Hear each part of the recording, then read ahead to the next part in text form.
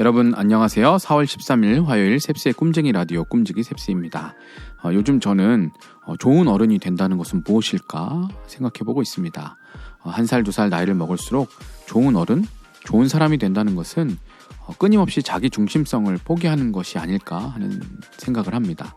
그런데 1살, 2살 나이를 먹으면 자연스럽게 더 여유롭고 다른 사람을 배려할 수 있게 되는 줄 알았는데 그게 아니더군요. 오히려 나와 내 가족에게만 국한되어서 이익을 생각하게 되기 쉬운 것 같습니다. 끊임없이 자기 중심성을 버리고 이타적이고 또 사회에 공헌하고자 하는 마음, 생명을 구원하는 일에 내 삶을 드리려고 하는 어른이 많을 때 이 사회가 더 살기 좋은 세상이 되는 것 같은데 그게 참 어려운 것 같습니다. 심지어 그리스도인들도 그런 것 같아요. 나만 잘 먹고 잘 살려고 하면 얼마든지 그렇게 될 수 있습니다. 그러나 모두가 행복하거나 건강해지는 것은 아닌 것 같습니다.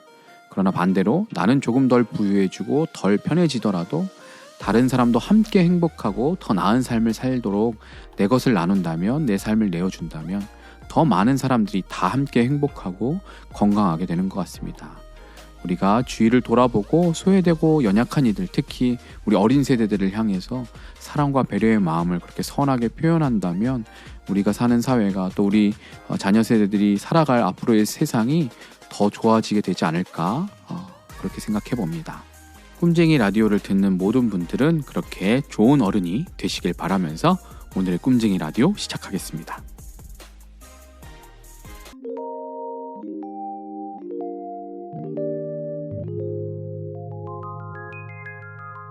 셉스의 꿈쟁이 라디오. 오늘의 메시지 시간입니다. 오늘의 큐티인 본문 역대하 4장 11절부터 5장 1절까지 말씀을 메시지 성경 번역으로 읽어드리겠습니다. 들통, 부삽, 대접도 만들었다. 이렇게 해서 일이 마무리되었다. 후람은 솔로몬 왕에게 약속한 일을 모두 마쳤다. 기둥 둘, 기둥 꼭대기에 얹은 대접 모양의 기둥머리 둘, 기둥머리에 장식용 세곡물 둘, 두 세곡물에 달린 석류 모양 400개, 각 세곡물마다 겹줄의 석류, 세면대 10개와 거기에 딸린 대야, 바다 하나와 그 밑의 황소 12마리, 그 밖의 들통, 고기갈고리, 부삽, 대접. 후람 아비가 하나님의 성전을 위해 솔로몬 왕에게 만들어준 이 모든 기구는 광택이 나는 청동으로 만든 것이었다. 왕은 숫꽃과 사르단 사이에 있는 요단 평지의 주물 공장에서 진흙에 부어 주조하는 방법으로 그것들을 만들게 했다. 이 기구들은 수가 너무 많아서 무게를 달지 않았다. 청동이 얼마나 쓰였는지 아무도 모른다. 솔로몬은 또 하나님의 성전에서 쓸 가구와 부속물도 만들었다. 금제단, 임재의 빵을 차려놓는 상, 성소 내실, 곧 지성소 앞에 켜놓을 순금 등잔대와 거기에 딸린 등잔들, 금꽃, 등잔, 부젓가락 모두 순금, 금으로 만든 심지 자르는 가위, 대접, 국자, 향로들, 금을 입힌 성전문, 지성소문, 본당문. 이렇게 해서 솔로몬 왕은 하나님의 성전과 관련된 모든 일을 끝마쳤다. 그는 아버지 다윗이 바친 거룩한 예물, 곧 은과 금과 기구들을 가져다가 하나님의 성전 보물 보관소에 두었다.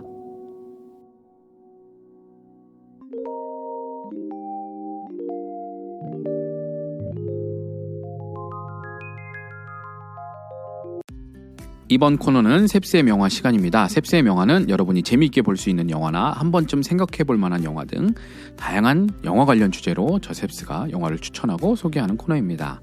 오늘 소개해드릴 영화는 감성 충만 추천 영화입니다. 코로나가 아니라면 이렇게 봄이 되어서 대학 캠퍼스의 그 활기차고 풋풋한 감성이 충만한 시기가 바로 요즘 요 시기이죠. 대학 생활하는 우리 청년들은 그 캠퍼스의 낭만을 즐기게 되는 그런 시즌인데요. 봄은 이렇게 아름다운 계절인 만큼 설레이는 감성으로 충만한 계절입니다. 그런 시즌에 어울릴 만한 설렘주의보의 영화, 감성 충만한 영화를 오늘은 한번 좀 추천해 보려고 합니다. 그 영화는 바로 건축학개론입니다. 2012년에 개봉한 한국 영화로 이용주 감독이 각본까지 쓴 영화입니다. 주연 배우로 여러분이 잘 아시는 배우들이 다 나오는데요. 엄태웅, 한가인, 이재훈, 수지 이 배우들이 출연한 영화입니다. 이 영화로 수지 씨는 첫사랑의 아이콘, 국민 첫사랑이라는 별명을 얻게 되죠. 이 영화는 개봉 한 달 만에 우리들의 행복한 시간이라는 이 영화를 기존에 그 영화를 제치고 한국 멜로 영화 역대 흥행 1위를 차지하게 됩니다. 그만큼 굉장히 많은 사랑을 받은 작품입니다. 이 영화의 내용은 숫기 없던 20살의 건축학과 학생 승민이 건축학개론 수업에서 처음 만난 음대생 서연에게 반하게 되죠. 그리고 함께 과제를 하게 되면서 차츰 서로 마음을 열고 친해지지만 자신의 그 좋아하는 마음을 표현하는 데 서툴었던 이 승민이 결국 마음을 고백하지 못하고 작은 오해로 인해서 서로 멀어지고 이후에 서로 이제 못 보게 되는, 안 보게 되는 그런 내용입니다. 그렇게 15년이 흐르고 35살의 건축가가 된 승민 앞에 서연이 불쑥 나타나게 되고 서연은 자신을 위한 집을 좀 설계해달라고 승민에게 부탁을 하게 되죠. 자신의 이름을 건 첫 작품으로 그 서연의 첫사랑이었던 그 서연의 집을 짓게 된 승민과 함께 그 집을 완성해가는 그 동안 어쩌면 과거의 그 사랑이었을 줄 모를 때 그 기억이 서로 되살아나고 두 사람 사이 새로운 감정이 쌓이기 시작하는 그렇게 이야기가 진행되는 그런 내용입니다. 제가 처음에 이 영화를 봤을 때는 그냥 별 기대감 없이 그냥 봤어요. 저는 평소에 딱히 막 이런 멜로 영화나 잔잔한 영화를 굳이 영화관에서 가서 볼 필요가 있나 그렇게 느꼈었는데 우연히 이 영화를 이제 영화관에 가서 보고 너무 만족을 해서 영화에 푹 빠지게 되어서 이후에 다시 이 영화가 꼭 다시 봐야지 하다가 이제 영화가 이제 개봉 극장에서 이제 내리기 전에 얼른 가서 다시 한 번 더 봤던 그런 기억이 있습니다. 이 영화는 과거 배경이 1996년, 그러니까 과거의 주인공들의 모습이 이재훈 씨하고 수지 씨로 이제 나오는데 그때 과거의 배경이 1996년 하반기로 설정이 되어 있습니다.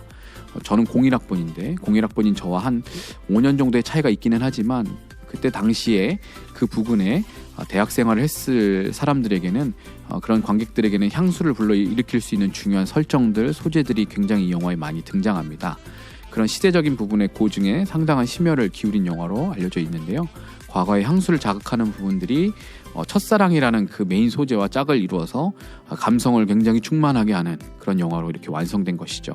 그 유명한 영화 평론가인 이동진 영화 평론가는 한 줄 평에서 각질 하나 없이 생생한 감성의 결이라고 이 영화를 평가했습니다.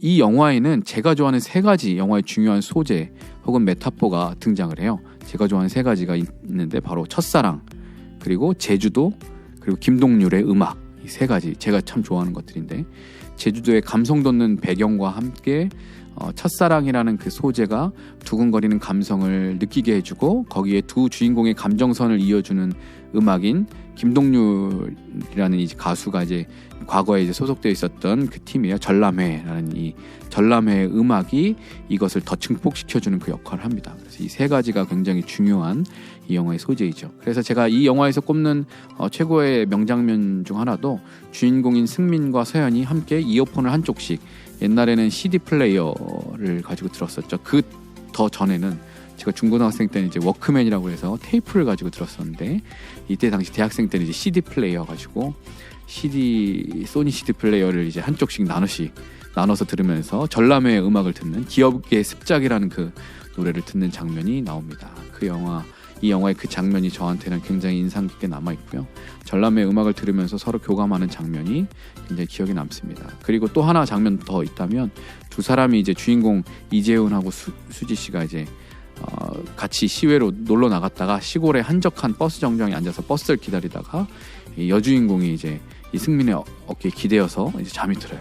근데 그 좋아하는 그 마음을 가지고 표현을 할까 말까 막 두근거리면서 고민하다가 근데 이때 이제 그 수지 씨가 이제 잠든 척 하는 건지 몰라요. 근데 이제 키스를 하려는 장면이 이제 남자 주인공이 여자 주인공에게 키스를 하려는 장면이 나와요. 그래서 키스를 했었나 안 했었나 기억은 정확하게 안 나는데 그렇게 키스를 하려고 하는 그 장면이 영화의 감정선을 두 사람이 서로 좋아한다는 그 감정을 잘 보여주는 장면인 것 같아요. 영화상에서 서로 나 너 좋아해 라고 나 너랑 잘 해보고 싶어 이런 표현, 이런 말 대사는 전혀 하지 않지만 이 장면에서 이 여주인공도 이 남자 주인공을 좋아하는구나, 이 남자 주인공도 여자 주인공 좋아하는구나, 이런 걸 알 수 있게끔. 왜냐하면 이제 뒷부분에 보면 여자 주인공이 술 취해 있는 상태인데 그 학교 선배가 그 술 취한 걸 틈타서 좀 이렇게 키스를 시도하려고 하는 장면이 있어요. 근데 거기서는 이렇게 거부하거든요. 그렇게 안 하고 거부하는 장면이 나와요.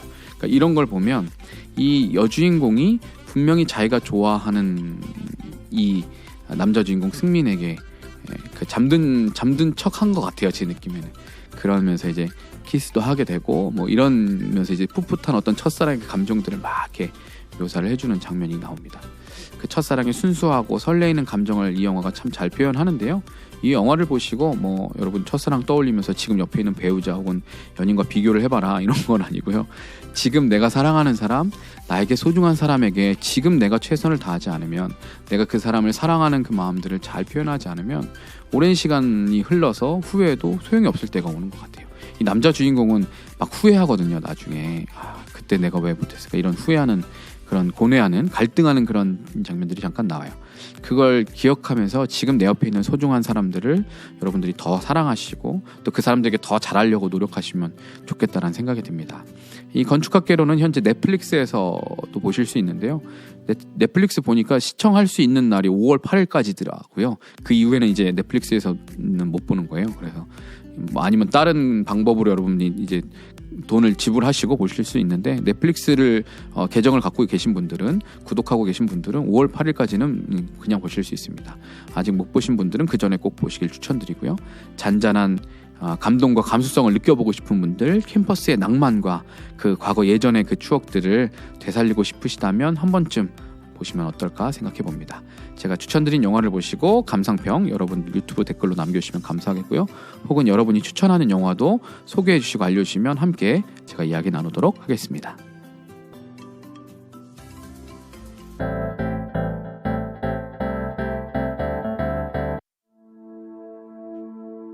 이번 주 인생 찬양 시간입니다. 오늘 함께 나눌 찬양은 주 은혜임을 이란 찬양입니다. 마커스의 찬양 인도자인 소진영 씨가 만든 곡이죠. 많은 성도들에게 공감되는 가사로 교회에서도 많이 부르고 고백하게 되는 찬양입니다. 이 찬양을 신청하며 보내주신 분의 사연을 소개해드리려고 합니다. 먹는 것도 자는 것도 그리고 배설하는 것도 자유의지대로 되지 않았던 지난 1년여의 시간이 있었습니다. 간절히 원하고 분명 내 힘으로 할 수 있는 그러한 일상적인 일들이 저에겐 아무리 힘을 쓰고 원해도 되지 않아 홀로 두려움 속에 울던 적도 많았습니다. 어린아이도 할 수 있는 생리적인 욕구조차 할 수 없다는 자괴감이 들면서 남들에게 말하는 것조차 부끄럽고 내 자신이 한없이 초라하고 쓸모없는 사람처럼 느껴져 깊은 절망감 속에 자존감이 바닥을 치고 있었던 그때에 우연히 소진영님의 간증과 함께 세상 소망 다 사라져가도 주의 사랑은 끝이 없으니 살아가는 이 모든 순간이 주 은혜임을 나는 믿네 라는 가사가 가슴에 박히면서 마치 주님 품에 안긴 듯 한없이 울고 난 후 다시 일어날 수 있었던 기억이 있습니다. 비록 나약하고 비참한 모습일지라도 쓸데가 있어서가 아니라 그저 나 자체만으로 소중하다는 사실을 다시 깨닫게 해주셨습니다. 아직도 여전히 완전하게 자유롭진 못하지만 그래도 주님의 은혜로 오늘도 일어나고 먹고 자고 비우며 오늘의 일상을 허락하심을 또 감사하며 은혜로 걸어가고 있습니다. 이렇게 사연을 소개해 주셨습니다. 정말 힘들고 어려운 시기를 지나오셨고 또한 여전히 지나고 계시는 것 같습니다. 이런 아픔과 고통을 직접 겪어보지 않은 제가 어떻게 그 마음을 다 알 수 있겠습니까? 글만으로도 그 힘든 시간이 이렇게 느껴지는데 그 시간을 직접 지나온 분의 입장에서는 참 말로 할 수 없는 그런 눈물과 고통의 시간이었을 것 같습니다. 그러나 그 아픔과 눈물을 공감하시고 치유하시는 유일한 한 분, 바로 주님이 계십니다. 그 주님의 사랑이 끝이 없고 우리를 붙드시니 얼마나 다행인지, 또 그 사랑을 알고 붙들고 계시다고 하니 정말 다행이고 감사한 일입니다. 앞으로도 주 은혜임을 믿고 고백하면서 믿음의 길을 잘 걸어가실 수 있기를 기도하겠습니다. 주 은혜임을 함께 찬양하시면서 우리 삶에 부어진 하나님의 넘치는 은혜를 한번 묵상해 보시기 바랍니다. 그러면 함께 찬양하고 와서 마무리하겠습니다.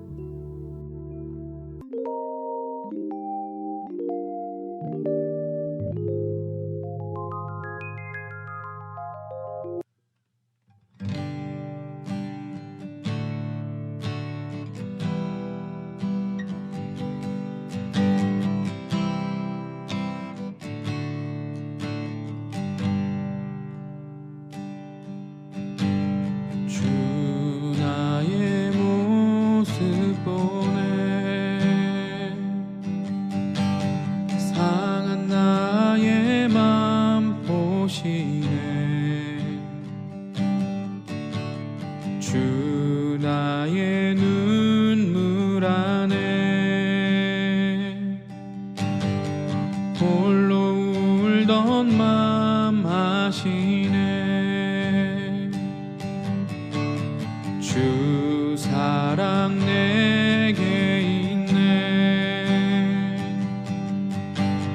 그 사랑이 날 채우네. 주네 내게 있네. 그네로 날 세우네. 세상 소망 다 사라져가도 주의 사랑은 끝이 없으니 살아가는 이 모든 순간이 주 은혜임을 나는 믿네. 세상 소망 다 사라져가도 주의 사랑은 끝이 없으니 살아가는 이 모든 순간이 주 은혜임을 나는 믿네.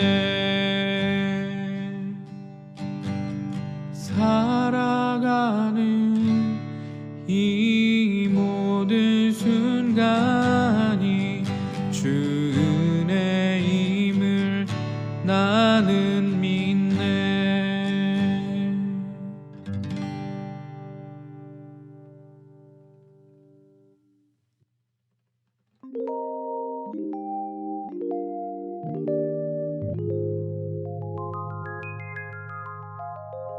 셉스의 꿈쟁이 라디오.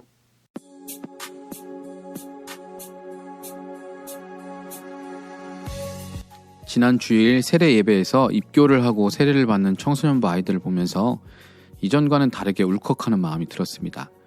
물론 이전에도 감동이 있었지만 이번에는 무언가 더 마음이 뭉클한 것이 있었습니다. 왜 그럴까 생각을 해보았습니다. 아마도 저도 이제 자녀가 초등학교에 가고 점점 더 잘하고 있어서가 아닌가 하는 생각이 들었습니다.